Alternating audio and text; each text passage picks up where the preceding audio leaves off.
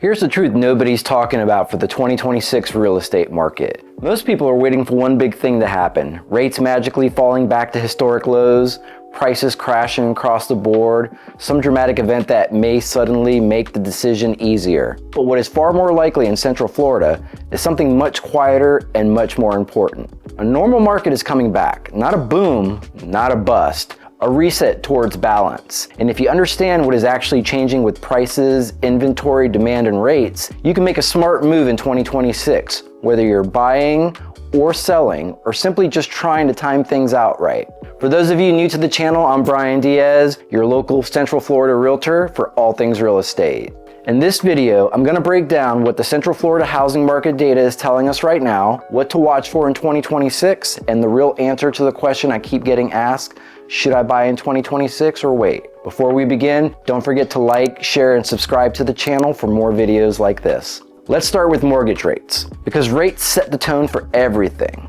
We're no longer in that 7% range, but we are also not anywhere near the ultra low rates we saw a few years ago. We're sitting in that 6% range, and that has kept many buyers cautious. Monthly payments matter more than ever, and buyers are paying close attention to what they can afford comfortably. Looking ahead to 2026, the expectation is not a sharp drop in rates. Most forecasts suggest that rates might ease slightly, but not enough to spark a frenzy. That means that affordability may improve a bit, but buyers should not expect rates alone to suddenly make homes dramatically cheaper. This brings us to inventory, and this is one of the most important shifts happening right now. Inventory across Central Florida has been rebuilding, and that trend is expected to continue in 2026. More homes are coming to market, and we're moving closer to what's considered a balanced market. For buyers, this means more choices, less pressure, and more room to negotiate. For sellers, it means that strategy matters again more than ever. Pricing, condition, and presentation are no longer optional.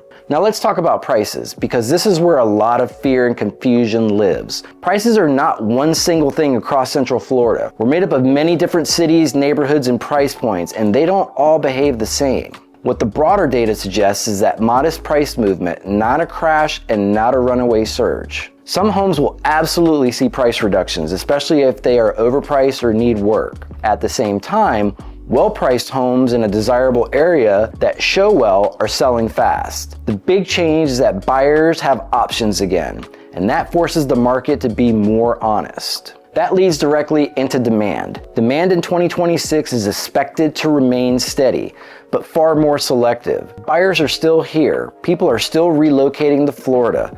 Life events drive moves. What has changed is how buyers shop. They're now more analytical. They're comparing neighborhoods, looking closely at insurance, HOA costs, and focusing heavily on total monthly payments rather than just the purchase price. In Central Florida especially, the true cost of ownership matters. So two homes with the same price can feel very different once insurance, taxes, and HOA fees are factored in. Buyers are smarter about that now, and sellers need to be aware of that. So let's answer the big question head on. Should I buy in 2026 or should I wait? If you find a home that fits your lifestyle in a location that you love and the monthly payment that works comfortably for you, buying can still make a lot of sense. In this kind of market, buyers often have more leverage. Seller concessions, rate buy downs, closing costs, and repairs are all back on the table in most situations. Waiting can also be the right move, but only if you're waiting for the right reasons. If you're waiting because you think prices are going to crash everywhere, you may be waiting for a long time. The more likely outcome is slower, uneven movement with opportunities popping up in specific homes and neighborhoods.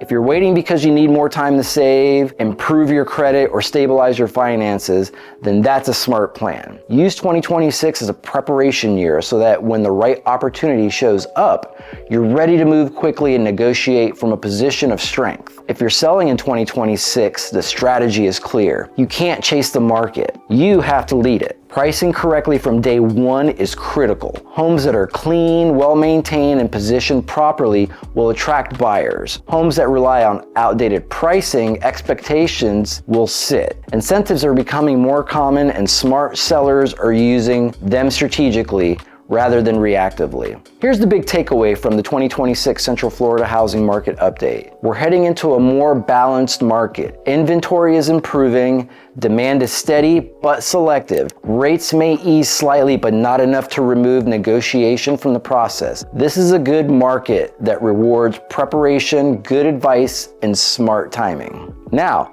here's what I want you to do next. If you want real numbers for your specific city and price range, reach out to me and tell me where you're looking and what your budget is. I'll break down what is actually happening on the ground, not just in the headlines. If you're planning a move anywhere in Central Florida in 2026, drop a comment or reach out directly.